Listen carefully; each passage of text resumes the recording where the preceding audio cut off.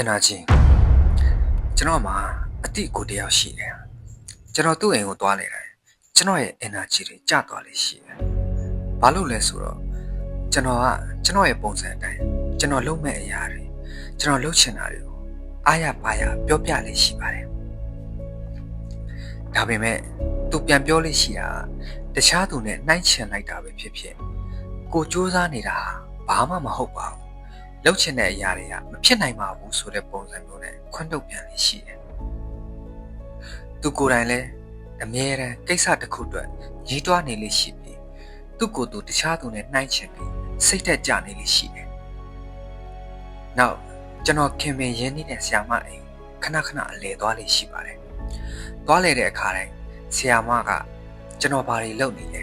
ဘာတွေလုပ်ဖို့ရှိလဲအမြဲမေးလေးရှိတယ်။ကျွန်တော်ပုံစံတိုင်းကျွန်တော်လှုပ်ချင်တာတွေလုံးမဲ့အရာတွေကို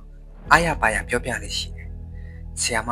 လှုပ်တာလို့ကောင်းတယ်လို့ပြောတဲ့အခါရှိပြီ။ plan လေးတွေပြင်ဆင်ရှိဘလို့ပြင်သင့်ကြောင်းအားပေးနေမယ်ဖြစ်ကြောင်းပြောပြလေးရှိတယ်။တကယ်တော့ energy ဆိုတာဒါပါပဲ။ energy ကကူးစက်တတ်တဲ့သဘောတဘာဝရှိပါတယ်။ကိုယ့်ကိုအားပေးထောက်ခံတဲ့သူလက်ခံမဲ့သူတွေနားရောက်သွားရင်ကိုယ့်ရဲ့ energy ကအလိုလိုတက်လာပြီ။ကိုယ့်ကိုအားမပေးထောက်ခံမှုမရှိတဲ့လူတွေနဲ့ရောက်သွားရင်ကိုယ့်ရဲ့ energy ကအလိုလိုကျသွားစေပါတယ်။အတင်းပြောတဲ့အခါအခြားသူတွေရဲ့မကောင်းကြောင်းကိုပြောတာဖြစ်တဲ့အတွက်အတင်းပြောပြီးတဲ့အခါကျွန်တော်တို့စိတ်မလုံဘူးလို့ခံစားစေရပါတယ်။ဘာမှမဟုတ်ပဲပင်ပန်းသလိုဖြစ်ပြီးကိုယ့်ရဲ့ energy တွေဟာအလိုလိုကျသွားစေပါတယ်။ဒါပေမဲ့အခြားလူတစ်ယောက်ရဲ့အောင်မြင်မှုကိုချီးကျူးပေးတဲ့အခါအခြားလူတစ်ယောက်အတွက်မုဒိတာပွားပေးတာဖြစ်လို့အဲ့ဒီ energy ကကိုယ့်စီကိုပြန်ရောက်လာတတ်ပါတယ်။ဥပမာ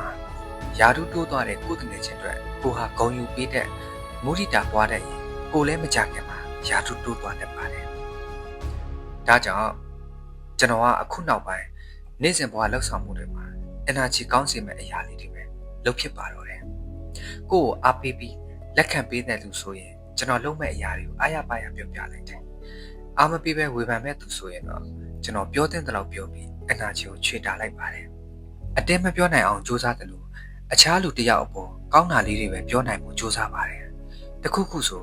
ငါးမန်းနဲ့ဆိုပြီးတော့ပြိုင်ညင်းမနေတော့ပါဘူး energy တိတ်ကုန်လို့ပါနေ့စဉ်ဘဝမှာကျွန်တော်ရဲ့ energy ကိုခြေတာနိုင်တယ်လို့ခြေတာနိုင်အောင်စူးစမ်းပါတယ်လောကဓာတ်ကြောင့်ရော့သွားတဲ့ energy တွေပြင်ပရိုက်ခတ်မှုတွေကြောင့်ရော့သွားတဲ့ energy တွေကိုကျွန်တော် control လုပ်နိုင်တဲ့အနေအထားအကြောင်းအရာတွေအပေါ်မှာပဲ